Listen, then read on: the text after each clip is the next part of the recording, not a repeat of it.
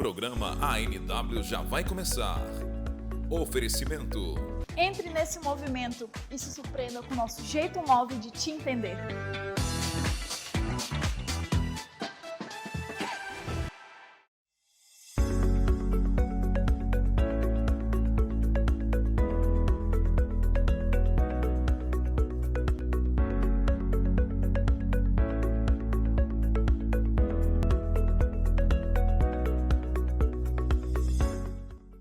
Olá pessoal, estamos iniciando mais um Amazônia News Week em nosso ANW aqui na TV Amazônia, canal 7.1, e hoje eu tenho a honra de receber meu amigo Adilson. Adilson, seja bem-vindo, viu, cara? Obrigado, pastor, obrigado galera que está aí no backstage, background, e uma satisfação tá muito grande, é uma satisfação muito grande estar aqui, na verdade. E aqui já foi uma casa sua, né? É verdade, na verdade, de 2000 e... mais precisamente de setembro de 2004 até janeiro de 2007. Uau, foi bastante tempo, hein? Sim, fiz parte aqui da equipe da TV Amazônia. Eu tive até uma nostalgia assim agora, quando foi atravessando ali a rua, colocando o carro ali do lado. E eu falei, cara, vou voltar aqui a essa casa hoje com essa honra de ser entrevistado. Para mim é muito gratificante, é muito legal, é uma experiência muito legal. E desde que o senhor fez o convite, eu fiquei exatamente lembrando disso, né? De como eu posso confessar aqui, a verdade, eu estava falando com a minha esposa, com a Marta, e era sempre uma vontade dessa questão de estar aqui, de fazer algo mais na frente das câmeras, né? Sempre foi uma coisa assim. Só que na época nós tínhamos assim o pastor Sandro, pastor Sandro, né? Nós tínhamos a nossa querida Ângela, né? Que hoje está com o Senhor, que também era uma sumidade, a Bernadette Gentil também, né? E também que hoje está com o Senhor. São postes antigos dessa TV aqui que realmente assim influenciaram bastante a época. Né? Por exemplo, quando eu estava aqui, era a época do Samuel Azaf, que hoje está lá em Fortaleza. Já está casado, ele era criança, né? Era criança, ele fazia, né, um quadro no programa Mais Que Vencedores, era muito legal. E assim, foram várias lembranças. Esse momento até chegar aqui hoje, assim, muitas lembranças vieram. Eu trabalhei no setor comercial, departamento comercial, né, juntamente com a Ana Cássia, com a Bernadette também. A Ana Cássia continua na casa, né? Voltou, né? Voltou, na verdade.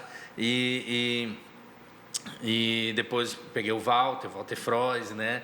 E assim, eu me sinto em casa, né? Por exemplo, aqui atrás está o Carlos, né? Que à época ficava na operação. Ainda está na operação, mas evoluiu aí para filmar toda essa galera. E é uma nova TV Amazônia, né? É uma nova TV Amazônia. Agora estamos digital. Né? Digital e com uma estrutura assim que, nossa, em comparação ao que era, a gente sabe.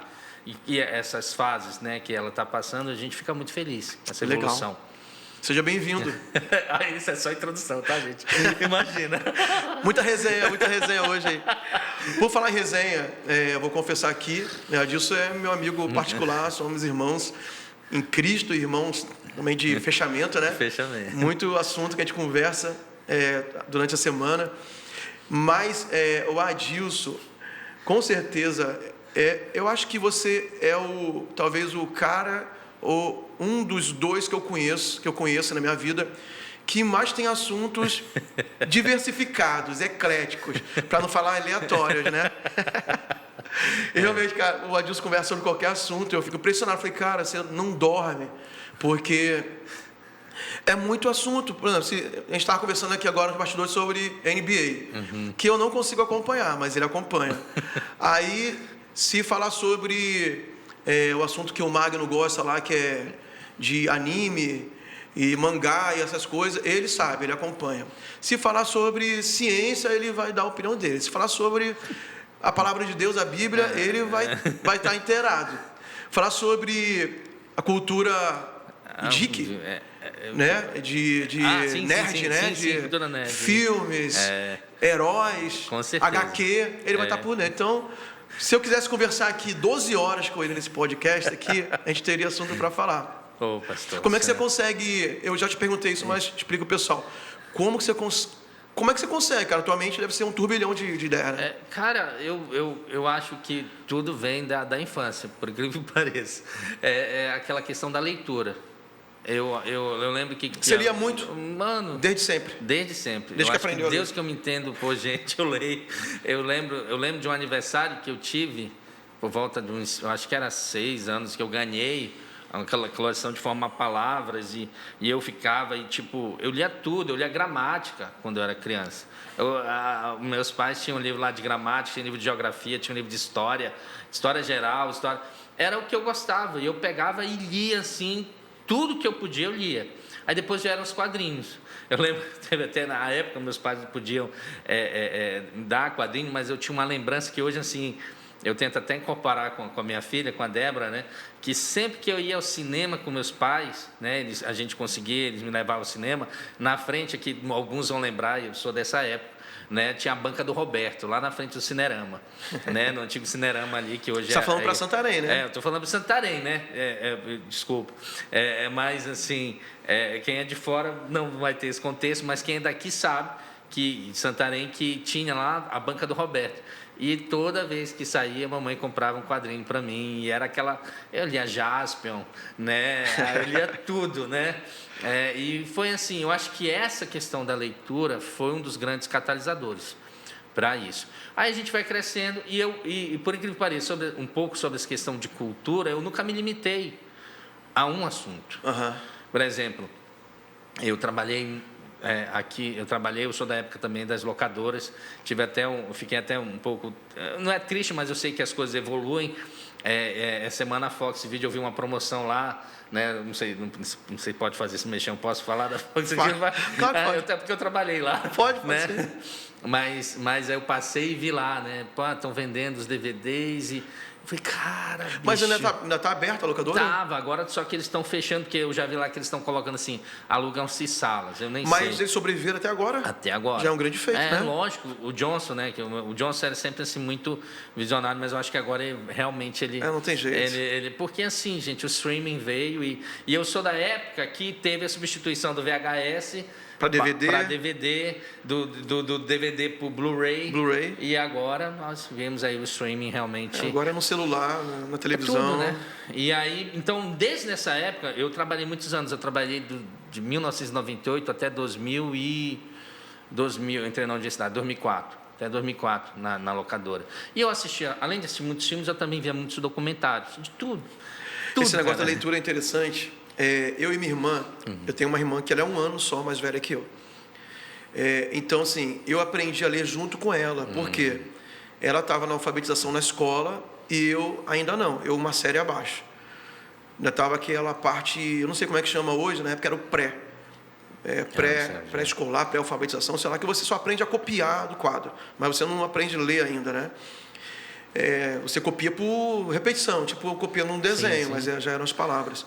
Mas quando a gente chegava em casa, para a gente fazer as tarefas de casa, os desenhos, ou melhor, as tarefas, né, os deveres de casa, a minha mãe estava com ela alfabetizando, repassando as matérias, os assuntos, e eu copiando no caderno. Mas eu via ela alfabetizando e eu aprendi. Lógico. Aí nós aprendemos a ler juntos, praticamente, e depois nós ficamos na mesma série, que eu pulei de série. Eu pulei de série, mas não pulei, assim, em termos de maturidade. Porque a minha irmã, quando aprendeu a ler, ela gostou de ler. Legal. O primeiro livro, eu não sei se foi o primeiro livro, mas eu lembro que um dos primeiros livros que a minha irmã leu, a gente tem uma prima da minha mãe, que é jornalista, era professora, até hoje ela é professora e jornalista também. Então ela dava livros de presente para a gente começar a ler. A minha irmã leu um livro do Monteiro Lobato, que era Contos de Narizinho. Olha aí. É um livro de 500 páginas.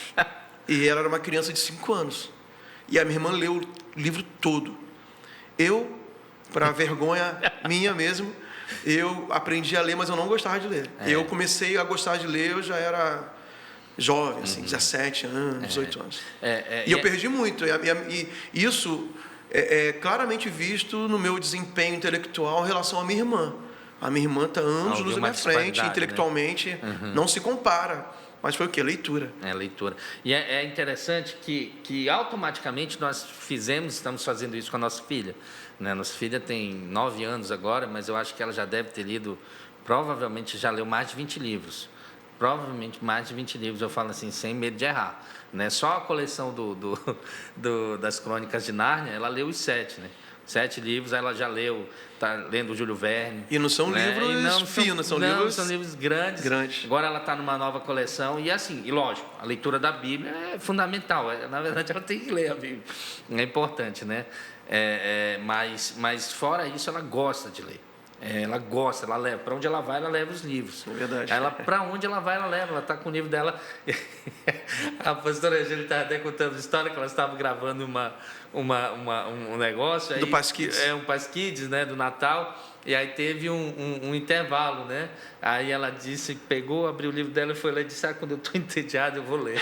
Aí foi aquela... Mas é uma verdade. Uma surpresa, porque para criança é diferente. Assim, ela gosta.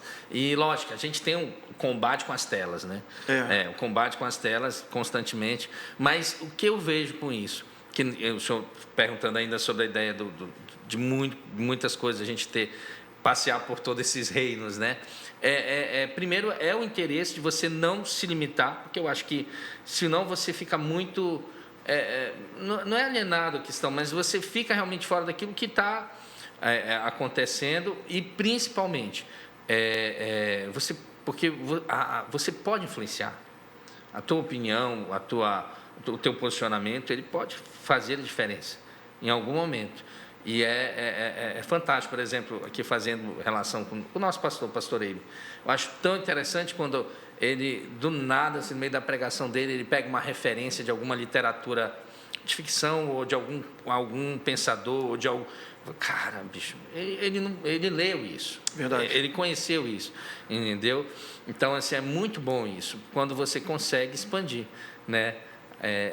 Eu acho que é importante. Adilson, eu quero que você relate para a gente, né? A sua experiência de conversão. Como é que você vem de uma família cristã ou não? Você foi criado desde criança no contexto cristão evangélico? Como é que começou isso na sua vida? Como é que foi a sua experiência de conversão mesmo? Independente da questão da religião da sua família, sendo evangélico ou não, mas como é que foi o seu encontro com Jesus? Então, eu tive... A minha família, ela não é uma família cristã, né? Não foi uma família cristã, ela foi... Na adolescência, na juventude, meus pais foram evangélicos, mas eles se afastaram. Né? E na minha casa, a minha irmã Adélia, né, que é a primogênita, né, ela tinha esse contato com a Igreja Assembleia de Deus desde criança, por causa da minha avó, por parte de mãe, né, a vovó Alzira. Também. Vocês são quantos irmãos? Somos 3. Eu, a Adélia, que é a primogênita, e o caçula, que é o Arthur. Você é o do meio? Eu sou do meio. Né? E aí o que acontece? E meu pai... A avó do meu pai era evangélica também, da Assembleia. É interessante que, assim, parênteses, já contamos experiência, mas é porque eu acho muito legal isso, como Deus me presenteou com isso. Porque hoje eu sou muito feliz de falar isso, que minhas avós eram evangélicas, né? Que meus pais, infelizmente, tiveram esse tempo de afastados, mas depois voltaram, né? Eles se desviaram, por isso quando vocês nasceram... quando nós nascemos... Eles estavam desviados quando vocês nasceram. Desviados, exatamente. E aí o que acontece, cara? Mas elas nunca pararam de acreditar, de orar. Minha avó cantava no coral, uma cantava no coral da Igreja Assembleia dela, a outra era daquela da Irmã do Manto, de oração, de manhã, sabe? E assim, eu fico muito emocionado com esse legado. Para mim, isso é um legado que elas deixaram na nossa vida, entendeu? De exemplos. E infelizmente, a gente não teve esse conhecimento à época. A gente não pôde dar flores em vida para elas, entendeu? Dar essa honra. Mas no meu coração eu tenho esse... E você se converteu quantos anos? Eu converti com 20 anos, mais precisamente no dia 6 de julho de 2003, nono Congresso da Paz, a pastor Vanderlei Cassiliano. Eu fui convidado pela família do Dorival Coimbra, de Lene Coimbra, mais precisamente pela filha deles, pela Ana Paula, né? Ana Paula, hoje mora aqui em Santarém, a esposa do Quenier, né? né, que esteve com a gente agora no musical recente aí, a doutora Ana Paula é médica, e assim, foi uma história muito legal, porque eu estudava para o vestibular, só que, olha só, ela estudava para medicina, e eu queria fazer direito na época e tudo mais, e assim, só que como eu era, assim, de expressar, nós começamos a marcar, nós fizemos um grupo para estudar juntos. Nós estudávamos juntos e tudo mais, e todo mundo... na verdade, à época, eu também entendi isso. Não, eu vou estudar com a galera da medicina. Porque eu sei que a galera da medicina um nível mais alto, é um nível mais alto de estudo, de dedicação. E eu fui e procurei conseguir, né, me envolver com a galera que está estudando para medicina. E aí a gente começou a estudar, né, e nesse eu fui conhecendo a família dela. Aí acabou que a Ana Paula passou e foi para o ETED da Jocum. Aí quando ela voltou do ETED, nós marcamos para conversar, um almoço, isso foi no sábado do congresso. E aí que eu falo assim muito, porque foi uma experiência muito forte. A Edilene, não tem problema eu falar isso, ela sabe disso, mas a Edilene foi muito usada por Deus, que lá na mesa ela virou e falou assim, e eu sempre li muito filosofia, sociologia, essas coisas tudo. E a Edilene falou, rapaz, eu não entendo, na cabeça desse povo fica pensando de onde vem, para onde vai, porque eu estou aqui, porque fica criando, buscar, tudo está em Jesus. Aí a Ana Paula abriu, olhou assim, mãe, tipo assim, não é para fazer isso. Vai escandalizar. Né? Aí, só que, na verdade, aquilo foi incrível, porque eu já saí de lá sabendo que eu tinha que... E eu tinha uma experiência com Jesus na adolescência, lá por volta, no final da infância, assim, tipo 8, 9, 10 anos, já tinha passado por algumas igrejas, e na adolescência já tinha me convertido na Igreja da Paz, na Paz Church, né, à época, mas não, também me afastei, me desviei. Então, assim, quando a Edilene falou aquilo naquele dia, então eu já fui para o congresso no domingo, lá a mamãe já era evangélica, a Adélia, a minha irmã já era evangélica, aí eu só cheguei e disse, olha, bora lá que eu vou para o congresso para vocês. Aí elas se olharam uma para a cara da outra, o que está acontecendo? Aí ficaram caladinhas, calado estava, ela tipo assim, não, ninguém fala nada, porque eu não queria nada assim. Entendi. Com Jesus. Mas assim, esse teu envolvimento de leitura, de filosofia, de sociologia, te tornou alguém cético, duvidoso de Deus, das coisas sobrenaturais? Não, na verdade, eu tinha esse confronto. Eu falei, cara, isso não se compara. É engraçado que eu tinha essa ideia. Eu falei, não, é Deus. Eu nunca criei essa ideia. Só que eu tinha uma posição de cabeçudo mesmo. De investigar. De investigar e tudo mais. Na verdade, uma das minhas opções era Direito e História. Eu pensava nas duas universidades que eu precisava fazer. Né? E todo mundo acha que... Ainda bem que você não foi para a História. Pois é. Nada contra dos historiadores, mas... Mas a galera já tem um pé atrás com a galera da História. Eu entrei na faculdade em Ciências Sociais, em Humanas. Em Humanas, e fui para a parte realmente das ciências sociais, e era pesado, cara. E eu fui também para uma federal. Exatamente. Então, assim, mas eu acho que eu era tão imaturo que não me afetava, porque eu tinha muito pouca ideia do que eles estavam falando ali. E também as minhas raízes eram muito profundas no Evangelho, então eu não me afetei, entendeu? Acho que por dois motivos. Eu era muito... Assim, não era o que eu queria fazer, então eu não me aprofundava e não entrava naqueles debates. E para mim era mais informação do que eu acreditar naqueles que estavam ali querendo doutrinar. Dentro da universidade. E eu não tive essa questão de não, eu sabia o que Deus sabia, que Deus já havia feito, sabe? E é engraçado, aquelas coisas assim, que hoje a gente entende, que mesmo afastado, volta e meia chegava uma pessoa comigo e dizia, chorando, com lágrimas nos olhos, chegava, olha, Deus está te chamando de volta e tudo. Era uma coisa doida, sabe? E eu ficava, eu criei um sofisma. E a ideia do sofisma é uma mentira, que é tão mentira que parece uma verdade. De verdade. Né? E eu criei um sofisma na minha mente, de que Deus não tinha me aceitado. É uma coisa assim muito... Hoje eu fico... Que absurdo. Isso, na verdade, acho que foi mais espiritual do que intelectual, talvez. Né? Mas me cegou durante muitos anos. Mas tu acha que tem a ver, talvez, com alguma carência afetiva sua, que você projetava em Deus, ou acho que não tem nada a ver? Talvez aquela questão da transferência também, da paternidade, talvez uma coisa assim mais, entendeu? Mas você foi criado pelos pai e mãe? Pai e mãe. Mas nós tivemos assim, lógico que foi um período bem conturbado da nossa vida. O papai tinha sido demitido lá por ido de 1995, não, foi 95. E aí ele precisou sair de casa para viajar, primeiro para muita pescaria, né? O papai sempre pescou, aquelas raízes ribeirinhas, né? Ele veio cedo para cá, mas sempre gostou de pescar. Na verdade, ele continua gostando, amando pescar, o seu Manuel. Né? Se tu der para ele dizer, olha, tu quer trabalhar ou tu quer pescar? Você que quer pescar. Ele ama pescar, ele ama o rio. Né? Eu já tentei até convertê-lo para as missões ribeirinhas, mas ainda não consegui. Une o útil ao agradável, né? Já tem, mas ele congrega lá na paz? Ele congrega mais no Santarenzinho. Ah, legal. Né? Uhum. Poxa, quero conhecer ele. Gente fina. Aí o que acontece? Volta e meia ele vai lá na paz, especialmente quando a neta vai apresentar alguma coisa, ele vai ver a neta e tudo mais. Então, essa questão da paternidade era muito, talvez essa transferência para Deus, da paternidade, dessa frustração, porque realmente foi um período que meu pai ele foi demitido, ele trabalhava na Varig, muitos anos na Varig. Na Varig? Na Varig, assim, o papai era o cara, eu acho muito legal o emprego dele. Era um bom emprego, era né? Um bom emprego. Né? Ele era balanceador, supervisor técnico.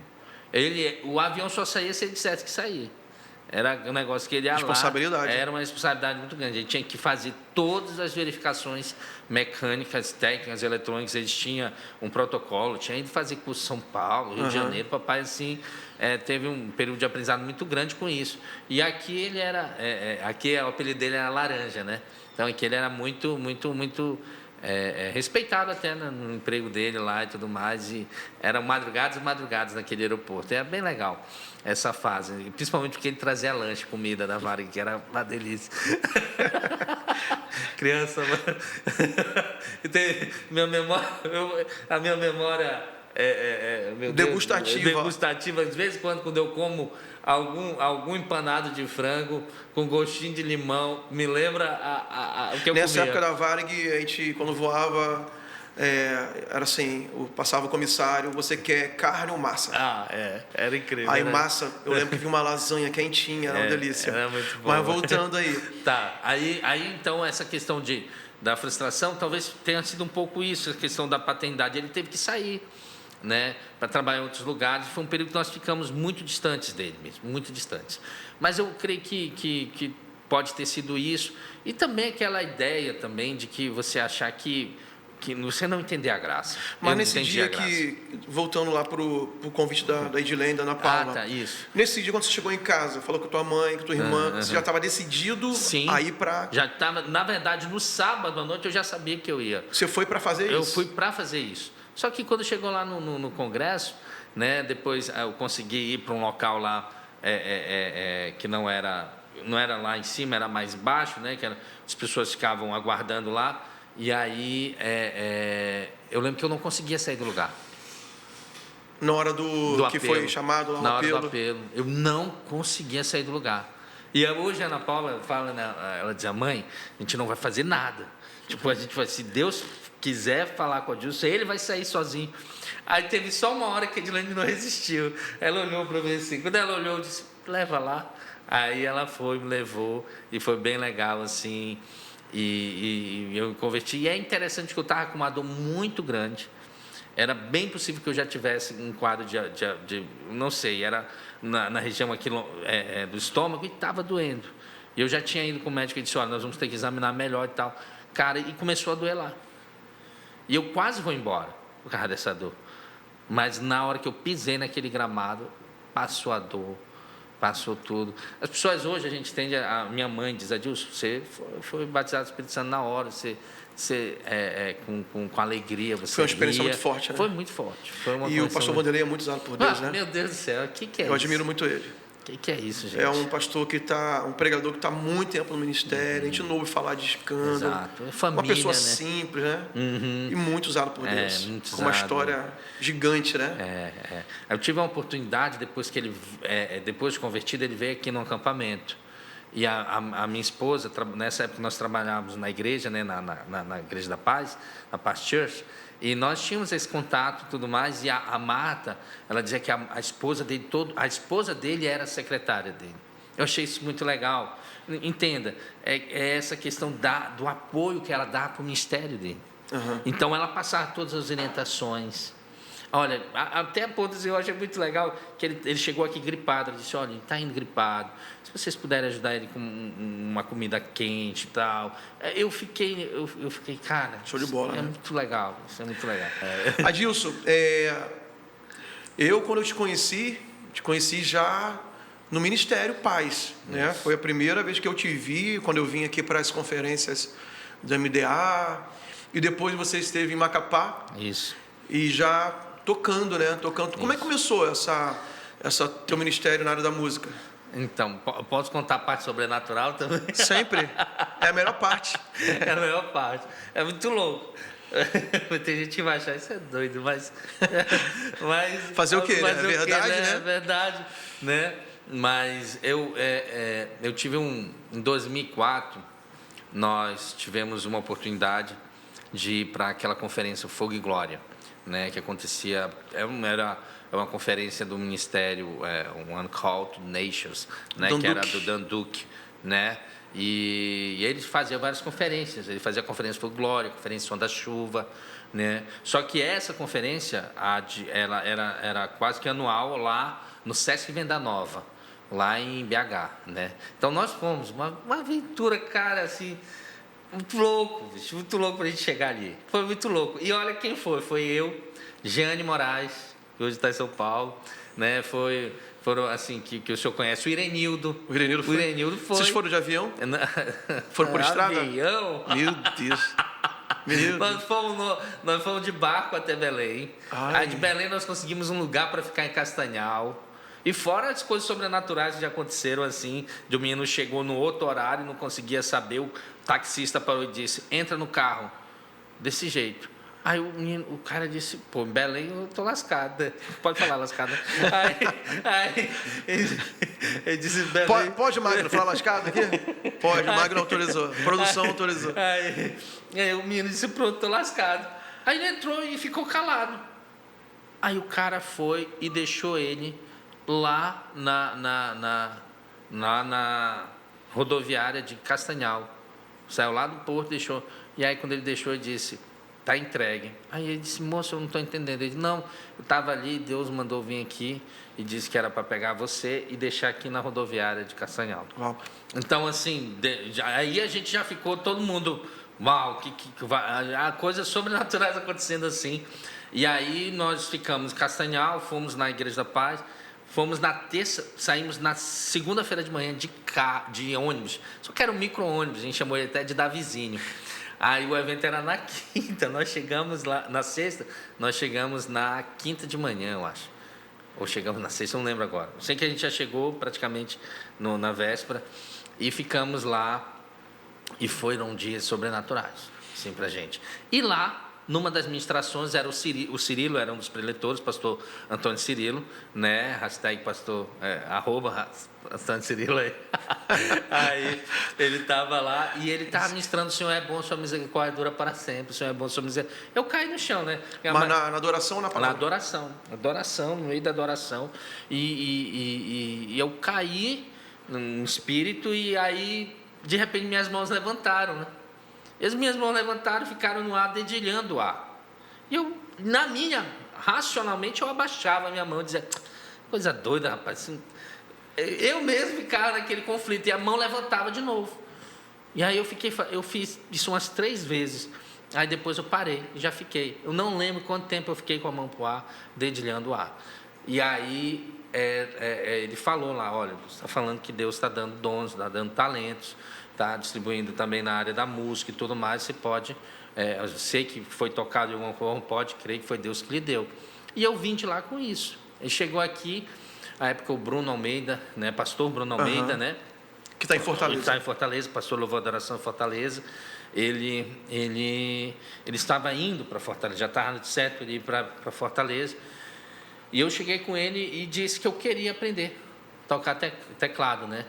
Eu nunca esqueço, mas foi muito legal, porque ele me deu uma apostila, ele disse, está aqui a apostila, e vem aqui em casa todo dia, e era tipo horário do almoço, vem aqui, tu vem, vai. E eu ficava lá, ele me deixava lá, passava o exercício e ia embora. Aí demora muito, ele voltava dizendo assim, olha, tu não fez direito. Eu falei, esse bicho, que ouvido é esse, mano? Ele ficava fazendo as coisas, ficava me ouvindo, mas e aí assim ele foi me passando. Quando foi? Isso foi em novembro.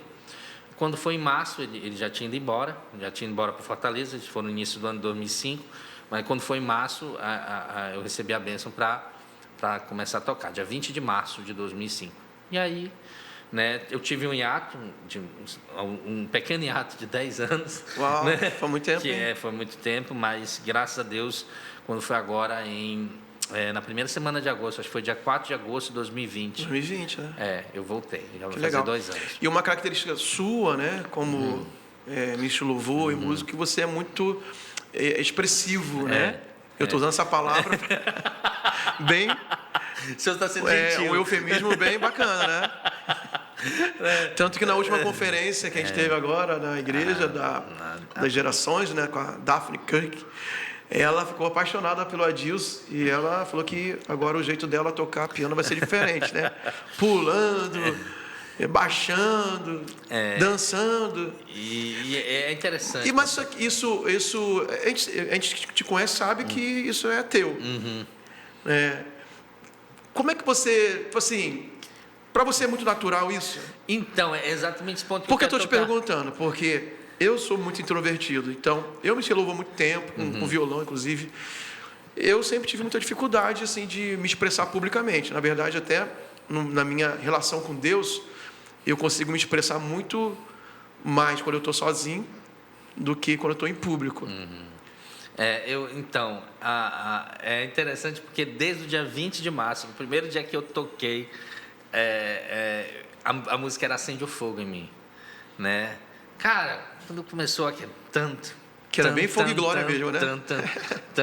Cara, quando começou, eu não consegui parar. Eu vou ser bem sério. Hoje eu entendo que Filipenses 4:4 tem uma abordagem diferente sobre Filipenses 4:4.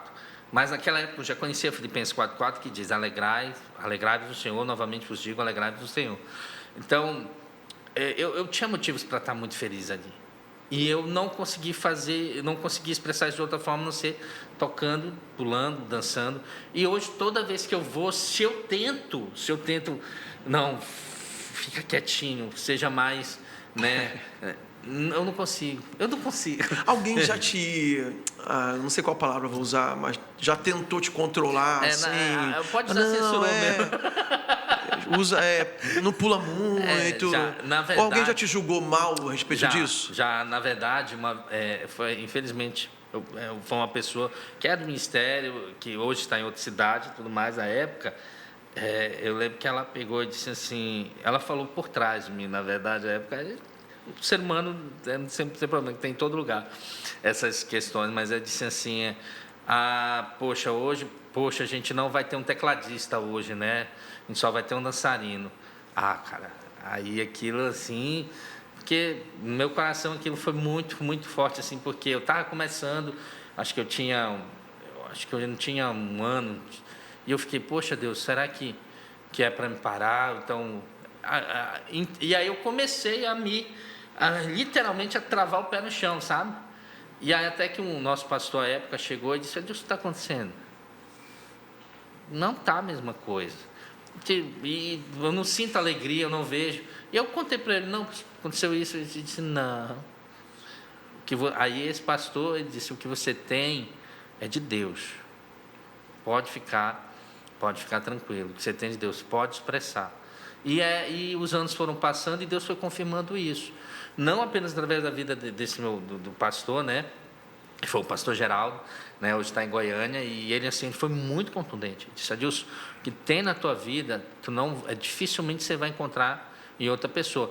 para ser bem sincero, uma das pessoas que eu admiro muito, que hoje está nos Estados Unidos, é até seu amigo, né? É o Anderson. É o Anderson. Eu ia falar vi, dele. Eu só vi o Anderson tocar daquele jeito. É. Só vi o Anderson tocar no... Você viu ele quando ele veio aqui? Sim. Quando eu vi o Anderson tocar, eu falei, é isso aí.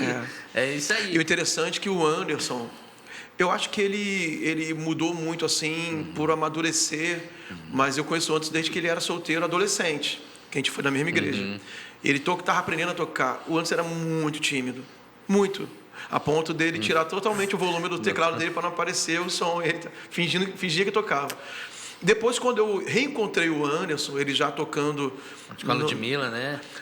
Com a Ludmilla eu não vi ele tocando, eu vi ele tocando trazendo a arca. Eu vi ele tocando com o Cris Duran aqui, isso. Ele veio aqui com o Cris Duran? Cris Duran, isso. Então, mas eu vi como trazendo a arca, toca não, tá trazendo a arca, aí pra direita, pra esquerda, por todo lado. O cara, o Anderson, ele muito louco. Ele dava a volta no teclado, ele tocava por detrás. Eu não sei até hoje qual é essa técnica de conseguir tocar por detrás do teclado e as posições dos acordes, né? Mas ele já era outro cara de pular, de dançar, ele fazia um solo com o iPad. E era tipo assim, um showman, mas não que ele quisesse ser a estrela do negócio, mas uma expressão de alegria fenomenal. E eu achava muito lindo, porque eu sabia quem era o Anderson, tímido, adolescente, e o cara se tornou um grande músico, mas acima disso um grande adorador, que é o teu caso também. Amém, glória a Deus. Obrigado, pastor. E assim, aquilo que o senhor foi falando sobre as pessoas, e aí isso me deu assim muito mais segurança de entender que não, foi Deus que me deu isso aqui, eu vou tocar assim. E é engraçado que, lógico, eu engordei, né? Engordei bastante da época que eu comecei, né? E hoje, por exemplo, eu toquei esse final de semana, amanheci segunda-feira, tornozelo doendo dos joelhos, eu falei, meu Deus, ou eu emagreço, eu vou levar farelo se eu ficar fazendo isso. Mas eu tive, na terça-feira, eu gosto de testemunhar isso aqui, porque Deus, assim... É para honra e para a glória de Deus. É para nossa alegria, mas é para honra e para a glória de Deus. O filho, o Andrew, né? Ele pegou e filmou e mandou para um primo dele, que tem um ministério, que é líder de louvor numa igreja na Inglaterra. E assim, um cara super gabaritado, super nível do Nathan Hunter, sim, né? Que está no Japão, né? Que também Tóquio.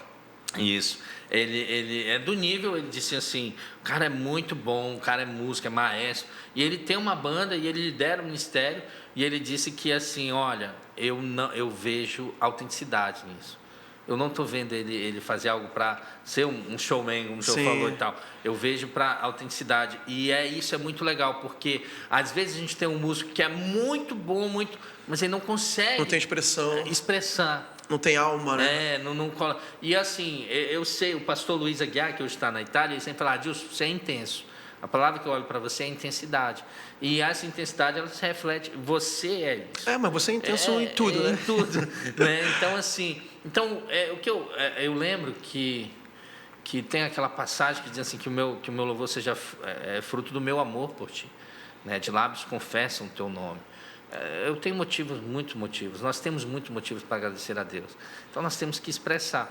Alguns expressam de outras maneiras. Eu creio que Deus me deu essa forma. Sim. E se eu conseguir ser bênção e influenciar a vida das pessoas, né, eu creio que eu estou fazendo algo que Deus quer. Tem sido. Pessoal, o Adilson, assim, é muita coisa. Eu falei no início, né? além dessa parte ministerial que a gente está conversando, o Adilson, você também tem uma atuação profissional muito... cheia de facetas. Né, vamos lá, você é funcionário federal. Isso, eu servidor público federal da UFOPA, Universidade Federal do Oeste do Pará, para quem não mora em Santarém. Isso significa. Você dá aula em cursinhos preparatórios para concurso. Isso. E também sou advogado. E também advogado. E atua no mercado. Atua no mercado. Né, como advogado. Deixa eu fazer uma pergunta bem misturando aí ministério e profissão, porque eu sei que você tem uma preocupação com isso, não preocupação assim, que isso tira a tua página, mas sim, você tem uma intencionalidade com isso. Na tua opinião, como é a melhor forma, né, até para quem está assistindo a gente aqui, qual seria a melhor forma, por exemplo, de um advogado, de um professor, quais são as oportunidades que podem aparecer de você conciliar o teu chamado, o primeiro chamado é o chamado universal da igreja, né, de pregar o evangelho, de fazer discípulos, mas também chamados específicos, quem sabe até no entendimento do ministério quíntuplo, naquilo que você crê que tem ali uma vocação para um deles, ou mais de um dentro dos 5, mas sim, dentro do mercado, porque isso me interessa. Né? Com o negócio do reino, eu quero muito pregar sobre isso, né? E talvez você que está no mercado, e eu sei que você tem uma questão de perceber isso e como atuar. Qual é a tua opinião? Como você tem visto isso na tua vida, no teu chamado profissional, junto com o chamado para ser um homem de Deus dentro do mercado de trabalho? Eu tenho tido algumas experiências e mais recentemente essa semana mesmo nesse sentido. Tem uma passagem engraçado que muitas coisas Deus vai falando com a gente com o passar dos anos e a gente vai entendendo. Hoje eu entendo que na minha época da faculdade eu não conseguia equilibrar as coisas e eu até exatamente essa questão de achar que o ministério era mais importante, eu acabei deixando a universidade de lado e demorei a sair da universidade. E foi muito ruim, porque hoje eu entendo que eu não estava honrando a Deus naquela época. Não estava honrando a Deus naquela época. E às vezes a gente pensa que é o contrário, né? Exatamente. Estou envolvido aqui, eu estou fazendo vontade de Deus. Quase morando dentro da igreja. Né? Eu sou o supra-sumo do reino de Deus. Não, entendeu? Não. Na verdade, as pessoas que me conheciam à época ficavam, poxa, o Adilson era tão bom. As pessoas elas me viam como um potencial que estava se perdendo. E, tecnicamente, não é que eu me perdi, mas eu não soube equilibrar. A ponto das pessoas dizerem, não, mas Adilson aqui não é bom, mas lá na igreja ele toca. Aí, cara, quando eu subi isso, eu fiquei tão envergonhado. Fiquei muito envergonhado. Né? E hoje, assim, eu pedi a Deus, me dá a oportunidade de ser melhor, então. E eu, primeiro, lógico, reconhecendo que está errado, né? E eu já tinha, à época, ouvido uma passagem, eu não recordo agora, mas eu acho que, eu posso estar enganado na referência, gente, mas se eu não me engano é Isaías 8:13, mas posso estar enganado, que diz, ao Senhor teu Deus exultai com temor e tremor. E essa ideia de temor e tremor, na verdade, mostra que o tremor é uma questão de que aquilo que você faz vai redundar em Deus.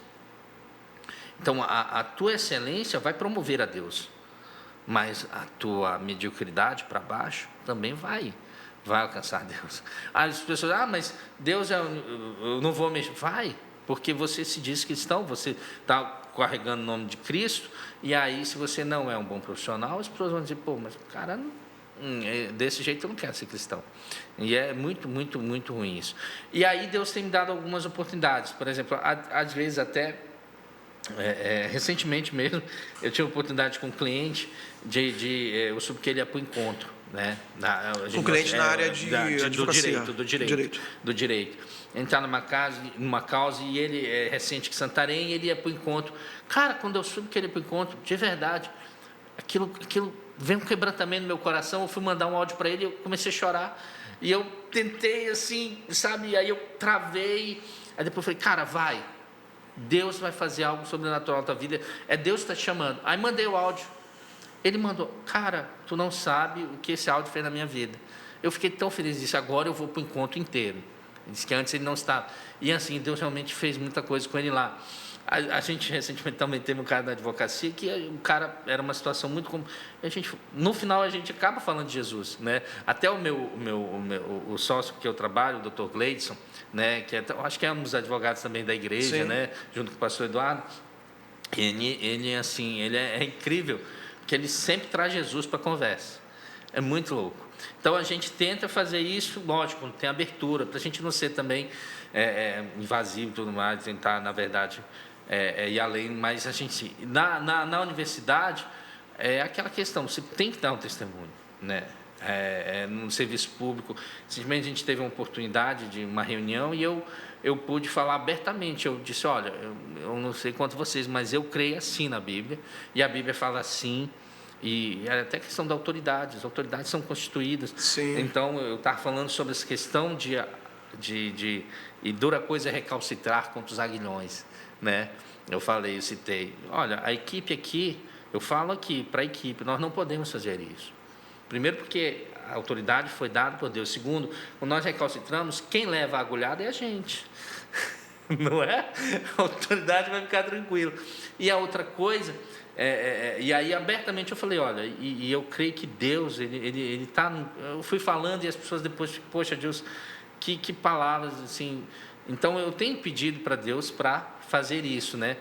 E no cursinho, dando aula, é muito legal, porque é um momento muito oportuno. As pessoas estão com o coração ali, muitas ansiosas, muito preocupadas, e sempre que eu posso, né? E é engraçado que eles já vão falando assim, olha, professor, no dia da revisão, o senhor vem aqui orar pela gente.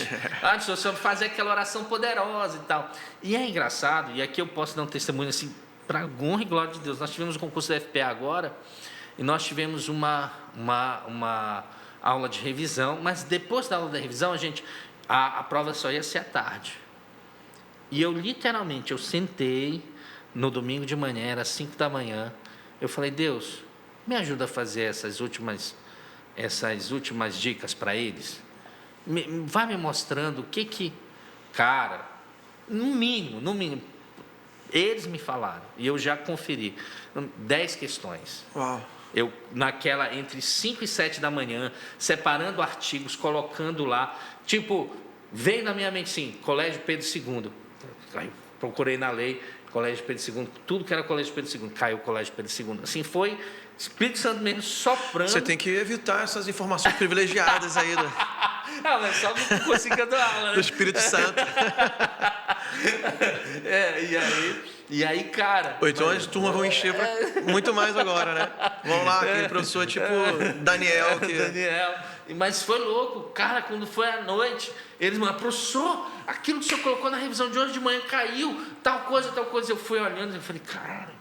E aí eu mandei, olha, gente, não foi eu não. Então, essa questão do trabalho é muito interessante, que a gente pode contar com o Espírito Santo em qualquer área. Então, eu também passei um tempo como professor no ensino superior, e eu tinha uma turma de design. Olha aí. E eram jovens, na maioria bem jovens. O curso já tem muito a ver com a juventude, né? Então é uma turma muito jovem. E em faculdade particular, então a maioria eram jovens bem posicionados socialmente, eles estavam nas melhores, entre aspas, baladas lá de Macapá. Foi em Macapá isso. Na época tinha muito não era rede social, mas tinha alguns sites que era site de balada. Sim. Que eles postavam as fotos das baladas no final de semana. Então, para eles, o auge era aparecer na foto. Né? Porque eram meninas super bonitas, rapazes muito bem apresentados, e tinham carro, e tinham pais importantes na cidade. Macapá não é uma cidade tão grande. E um dia, do nada, eu já tinha adiantado bem a disciplina, estava assim, tipo, terminando o semestre, eu já não tinha muito o que fazer, além do que já tinha feito no currículo, lá na ementa da minha disciplina, né? E era um tempo meio vago de prova e tal, eu tinha que dar aula. E eu separei a turma e eu não fui preparado, assim, não tinha mais disciplina para ensinar. Eu separei aquela aula e falei assim, vamos fazer aqui uma dinâmica. Eu vou fazer algumas perguntas no papel aqui e vou sortear, e quem pegar o papel vai poder responder e outros vão poder comentar. Fiz um bate-papo, né? E fiz perguntas na época, isso tem mais de 10 anos atrás, com certeza, mais ou menos em 2007, 2008. E eu fiz perguntas sobre... Uma das perguntas foi assim, você conhece alguém que sofre de depressão? E naquela época já havia muito, mas não tanto quanto hoje, né? Isso. Não era um assunto tão aberto, as pessoas não gostavam de falar muito sobre isso. Fiquei impressionado como alguns alunos e alunas que você acreditava que aquela pessoa era a mais feliz da cidade, porque estavam lá nos sites de balada, os meninos namoravam a menina mais bonita da faculdade, as meninas namoravam os caras mais populares da faculdade, tinha carro top, eram os pais bem financeiramente, tinha tudo o que queriam, mas eles fizeram algumas declarações públicas lá na conversa, eu já tentei tirar a minha vida. Nossa. Eu de vez em quando tenho crises profundas de depressão. E foi uma oportunidade assim, de permitir que eles falassem. E é claro que na faculdade eu não podia abertamente como professor, né, orar por eles na sala de aula, nem, né, não era permitido. Mas, de alguma forma, eles foram tocados ali para aquele ambiente tipo terapêutico, né? Sim. Mas eu eu não era pastor na época, mas como já um homem de Deus, eu tenho certeza que o Espírito Santo agiu ali para trazer algum remédio na alma deles, né? Espiritual. E foi muito...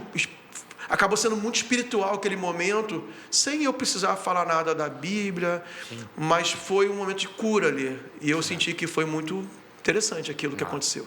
Incrível, pastor. É isso mesmo. Na verdade, eu estou numa fase de muita leitura, de muito buscar conhecimento, sabe? Mas não aquela ideia de, principalmente, o senhor fala de mas conhecer as coisas para tentar passar esse conhecimento da melhor maneira, não sendo uma pessoa querer empurrar conhecimento de goela abaixo, mas principalmente viver o que você está, viver a Bíblia e também expandir aquilo que você está. E eu tenho visto histórias dos avivamentos, tenho lido sobre grandes homens de Deus. Antes de vir para cá hoje eu vi um livro assim, cara, que me quebrou. Agora de manhã, daqui a pouco vou até publicar, que é um livreto, e é interessante que eu tenho livros que têm mexido comigo, que estão há anos comigo, que eu nunca li, que eu estou lendo agora, que meu Deus, parece que eu fico meio que num desespero, dizendo, que burro eu fui. Dá 0 para ele, igual o Chaves, né? Que burro, dá 0 para ele. Tipo assim, pode falar do Chaves, né? Mas tipo assim... Deixa eu perguntar pro Magno. O Magno é o nosso principal diretor. Isso. A direção permite. Pode falar do Chaves. Tá. E aí, eu mesmo, tipo, cara, que burro você foi de não ler isso. Que oportunidade. É um livreto que eu comprei, eu acho que tem mais de 10 anos. É do Low Angle. Ah, né? sim. É, o DNA do Nazireu. Cara, esse livro é demais. Que é isso? Você não tinha lido ele? Eu tô com ele há anos e eu sempre aquele negócio. Aí, que é a origem do Descende. Uau! Não é isso? Uhum. É a origem do Descende. Olha, cara, esse livro é incrível. Incrível. Eu já li e recomendo. Eu estava lendo agora de manhã, minha filha estava no consultório ali com minha filha. E você leu em 15 minutos. Eu li, aí eu falava com a Marta, olha, amor, isso aqui. E ela, assim, a Marta, em termos de empolgação, não é igual a mim. Eu acho que Deus sabe fazer as coisas, né? É o equilíbrio. É o equilíbrio. É o peso do outro lado da balança. Contrapeso. E eu querendo explodir ela. Que legal, eu quero dizer, não, aquilo é extraordinário. E eu saí, e assim, e qual é o ponto que eu quero chegar nisso? É que, na verdade, Deus está procurando pessoas, assim, Deus lembrou, quando o Senhor, seus olhos passam por toda a terra, para mostrar-se forte para com aqueles cujo coração é totalmente dele.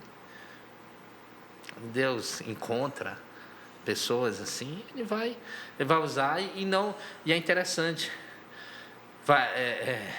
Deus nem sempre vai precisar colocar você numa plataforma. Verdade. Nem sempre vai precisar colocar você num local de evidência. Mas se você obedecê-lo, você vai fazer uma diferença muito grande na vida de alguém e às vezes você nem vai saber. É interessante isso, cara. Assim, estou preocupado com o tempo, mas a gente vai prosseguir aqui. Tem muita gente dentro da igreja que se frustra. Eu já vi gente saindo da igreja local, da sua denominação, falando assim, é porque nessa igreja o pastor não me dá a oportunidade para eu pregar. Porque, e eu acredito que essas pessoas que pensam assim, não é nem que elas tenham má fé, ou nem espírito de rebelião, assim, é que falta puro. Conhecimento mesmo. É, porque elas não entendem que quem está na plataforma ali da igreja local, ela vai falar para quem chega ali.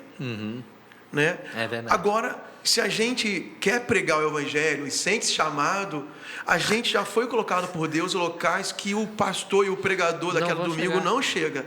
Exato. Que é o escritório que você trabalha, que é o atendimento do público, né, que você está atrás de um balcão, que é numa faculdade ou num cursinho. Assim, e são esses lugares os mais preciosos. Sim.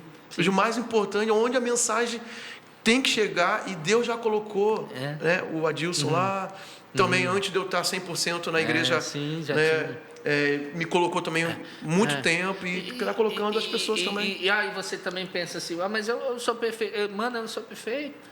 Eu tenho problema com o vizinho, às vezes dou cara no trânsito, às vezes a Marta diz, olha, calma, tem uma coisa do temperamento que ainda precisa ser tratada, e eu assim vou, né? Então, assim, mas eu acho que é você se expor. o Evangelho, ele é exposição. O Evangelho é exposição. E aí você vai e Deus vai, né? Eu gosto muito dessa passagem. Anda na minha presença e ser perfeito.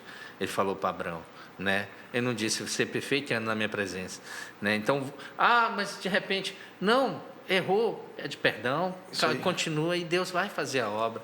Eu acho que Deus vai nos usando dessa forma, né? E assim, pastor, eu sei que também essa questão do tempo aqui já era uma preocupação nossa no início dessa conversa, mas eu fiquei, essa semana eu estava convidaram para dar uma palavra numa vigília de uma área, né? E assim, eu fui estudar sobre o fogo de Deus, sabe? E aí como Deus se manifestava através do fogo, e eu fiquei tão quebrado, cara, com a questão do sacrifício dos pais de Sansão, né? De eles chegarem lá e o anjo veio e deu a notícia, não, nós queremos honrar você, e eles fizeram fogo, e aí ele subiu. Só que, sabe o que aquilo me mostrou? É tipo assim, eles procuraram fazer alguma coisa com isso, eles estavam recebendo algo e eles queriam dar algo em troca, mesmo sem o conhecimento, quer dizer, o que a gente pode fazer, tal. E eu acho que é isso. É interessante que a Bíblia, ela fala a respeito do sacrifício.